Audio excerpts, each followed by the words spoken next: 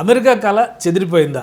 చదువుకోవాలంటే America వెళ్ళాలి, dollar dreams అనేవి మనకు రెగ్యులర్గా వినిపించేటువంటి పదాలు. ఈ మధ్య కాలంలో జరుగుతున్నటువంటి పరిణామాలు అనూహ్యంగా అమెరికా ప్రభుత్వం తీసుకుంటున్నటువంటి వలస విధానాలపైన కఠిన వైఖరి, ఇది భారతీయుల్ని ఇబ్బంది పెడుతుందా? ఇప్పుడు చదువుకోవాలంటే అమెరికా వెళ్ళాల్సిన అవసరం ఉందా లేదా? ఈ అంశాలపైన విశ్లేషణ చూద్దాం. మనతో పాటు ఎన్ఆర్ఐ పద్మ అల్లూరి గారు ఉన్నారు. నమస్తే అండి. నమస్తే. 25 ఏళ్ళ నుంచి అమెరికాలో ఉంటున్నారు, కాలిఫోర్నియాలో వెల్ సెటిల్డ్. ఇప్పుడు ఉన్నటువంటి పరిస్థితుల్లో అసలు అమెరికా డ్రీమ్ అంటేనే భయపడే పరిస్థితి ఉంది. మీరు చదువుకోవడానికి వెళ్ళారు అమెరికా, అక్కడ సెటిల్ అయ్యారు. అదే కోరిక ఇప్పుడు జనరేషన్లో చాలా మందికి ఉంది. మన ఇండియన్స్ చాలా మంది వెళ్తున్నారు. బట్ ఇప్పుడు తీసుకున్నటువంటి నిర్ణయాల వలన ఒక భయం వచ్చేసింది జనాల్లో. నిజంగా అసలు ఆలోచించాలా వద్దా, విదేశాల్లో చదువుకోవడం అనేది లేదా అమెరికాలో చదువుకోవడం అనేది, మీరేం చెప్తారు దీని గురించి? ఒకటండి, మన 25 years back America was is still but was a land of opportunities. అప్పుడు మనకి ఇండియాలో జాబ్స్ అనేది it was not as much as it is today. ఇవాళలాగా లేదు. అండ్ ఎడ్యుకేషన్ ఇన్స్టిట్యూషన్స్ అప్పుడు కూడా ఉన్నాయి, బట్ ఇన్ని లేవు, రైట్? 25 years ముందు. సో అందుకు అప్పుడు ఏంటంటే డ్రీమ్ ఏంటంటే అక్కడికి వెళ్ళి చదువుకోవాలి, హయ్యర్ స్టడీస్, అండ్ దాని తర్వాత అక్కడ జాబ్ ఆపర్చునిటీస్ బాగా ఉన్నాయి అని అట్లా వెళ్ళాము. కానీ ఇప్పుడు నేను ఇండియా ల్యాండ్స్కేప్ చూస్తే, I mean you name it, మనకి ఎడ్యుకేషనల్ ఇన్స్టిట్యూషన్స్ ఎన్ని ఉన్నాయి. ప్రతి సిటీ, టౌన్, విలేజ్కి అట్లా engineering colleges, like medical colleges, అసలు అవి 100x అనుకుంటా అప్పటికి ఇప్పటికి అవి ఉన్నాయి. అండ్ నేను ఇప్పుడు ఇక్కడ చాలా యూనివర్సిటీస్ విజిట్ చేశాను. ప్రతి యూనివర్సిటీలో ఒక ఆంటర్ప్రినర్షిప్ సెంటర్, ఇన్నోవేషన్ సెల్ ఉంది, ఇన్నోవేషన్ హబ్ ఉంది. సో అది అసలు ఆ రోజుల్లో లేదు. సో అందుకు మన యూత్ అందరికీ they have lot of opportunities here to actually do something, whether it is learning about startups, whether it's about employing themselves for future in different jobs, right? Manaki AI lo man India lo talent, there is no shortage of talent in India. And then even educational institutions lo teachers anna mana professors anna valla research R&D avutundanna. So antuku education కి there is not much difference. కానీ అంటే మీరు అక్కడ education system is different, but opportunities and అక్కడ ఉండే facilities, అవును, so వాటితో compare చేస్తే ఇండియాలో ఏమన్నా మనం తక్కువ ఉన్నామా? అక్కడ చదువుకోవాలి లేదు. Why I'm asking is that government is also endorsing. Government sponsorship చేసి మరి స్టూడెంట్స్ ని పంపిస్తుంది. విదేశీ విద్య అనేది ఒక ఫ్యాషన్, ప్యాషనేట్ అంశంగా మారింది.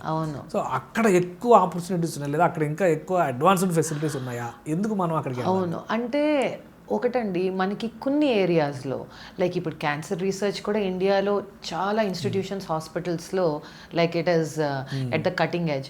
కానీ సర్టన్ ఏరియాస్లో అమెరికాలో ఎడ్యుకేషనల్ ఇన్స్టిట్యూషన్స్లో R&D ఎక్కువ అవుతుంది. అక్కడున్న ప్రొఫెసర్స్, నోబెల్ లారియట్స్ ఉన్నారు, ప్రొఫెసర్స్ ఉన్నారు, అకంప్లిష్డ్ పీపుల్, వాళ్ళతో మనకి రీసెర్చ్ కలిసి చేయడానికి ఆపర్చునిటీస్ దొరుకుతాయి. So that makes sense. కానీ మన డే టు డే దానికి ఇప్పుడు ఇంజనీరింగ్ చదవాలంటే I think whether it's America, India or any other country, like they have the state of the art technologies. ఇక్కడ అసలు మనం వెళ్తుంటే ఆ యూనివర్సిటీస్లో, ఆ సెంటర్స్లో వెళ్ళాను నేను కొన్ని కాలేజెస్కి, ఇక్కడ బెంగళూరు, చెన్నై, అసలు అవి చూస్తే I'm very happy, pleasantly surprised. And ఏమీ తక్కువ లేదు. సో ఇక్కడే చదువుకోవచ్చు. స్టార్టప్ ఈకో సిస్టమ్, టీ హబ్లో మీరు వెళ్ళి చూడండి, ఆర్ ఇక్కడ బయట బెంగళూరులో వెళ్ళి చూడండి, ఇట్స్ బజింగ్. అసలు ఇక్కడ ఎన్ని స్టార్టప్ ఫౌండర్స్, ఎన్ని ఇన్క్యుబేటర్స్, ఎన్ని యాక్సలరేటర్స్ ఉన్నాయి, and lot of grants, funds, government support, competitions, hackathons. అసలు ఇండియాది నేను లాస్ట్ ఫ్యూ మంత్స్ నుంచి I been closely like kind of studying the Indian ecosystem. I think opportunities are plenty.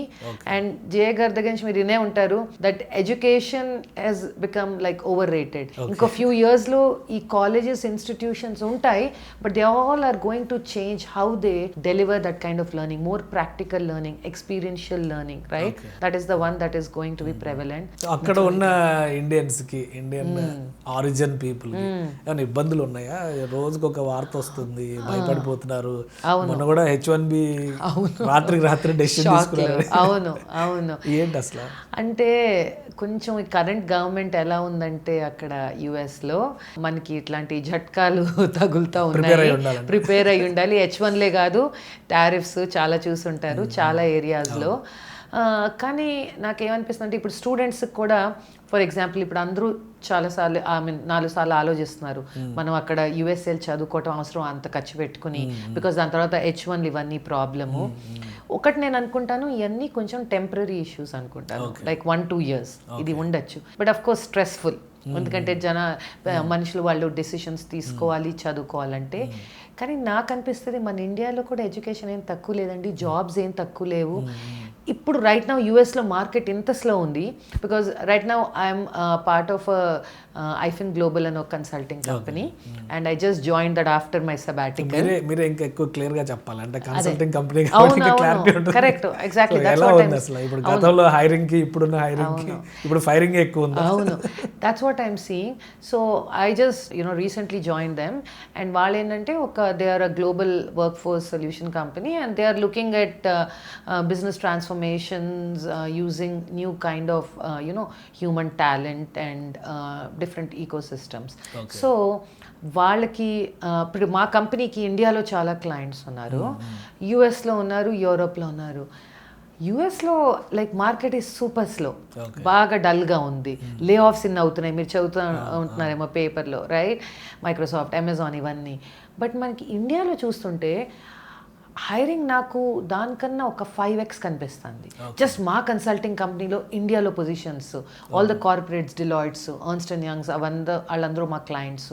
అవి చూస్తుంటే and వాళ్ళు అది స్లో అంటున్నారు ఇండియాలో, విచ్ మీన్స్ పీక్లో ఇండియాలో you can only imagine like how the hiring is.